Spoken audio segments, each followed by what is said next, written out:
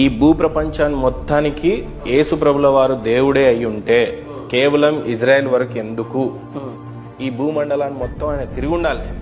అవును, నేనే దేవుణ్ణి అని అందరినీ మెప్పించాల్సింది. అవును, చివరికి మానవుల చేతిలో మన చేతిలో కొట్టబడ్డాడు, అవును, సిలువేయబడ్డాడు, అవును, తిరిగి మళ్ళీ లేచాడు. అవును, ఇదంతా ఓకే. అవును, బట్ స్టోరీ మొత్తం ఎక్కడ జరిగింది? జెరూసలేం కదా. అవును, మొత్తం మరి ప్రపంచం అంతా ఏమైపోవాలి?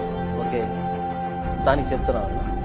ఇప్పుడు మనం తీసుకుంటున్నటువంటి మెడిసిన్ ఏదైతే ఉందో, ఏదో ఒక సందర్భంలో ఆపరేషన్ చేయించుకుంటాం, అంటే చివరికి ఒక పంటి ఆపరేషన్ ఏదో ఒకటి, మనకు మత్తు మంది ఇస్తారు కదా. ఇంతగా మత్తు మందిని కనిపెట్టింది ఎవరు?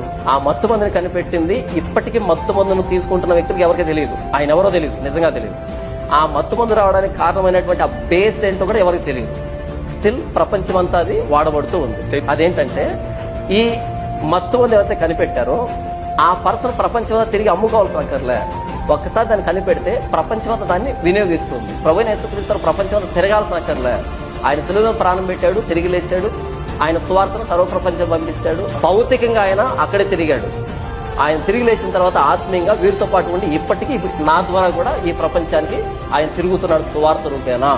ఆయన దేవుడైనప్పుడు ఆయన తిరగాల్సిన అక్కర్లేదన్నా. ఆయన దేవుడైనప్పుడు ఎలాగైనా ఆయన కార్యం జరిగించుకుంటాడు. మానవుడికి అవసరం అది, ప్రపంచం తిరగాల్సిన అవసరం. ఆయన దేవుడైతే తిరగాల్సిన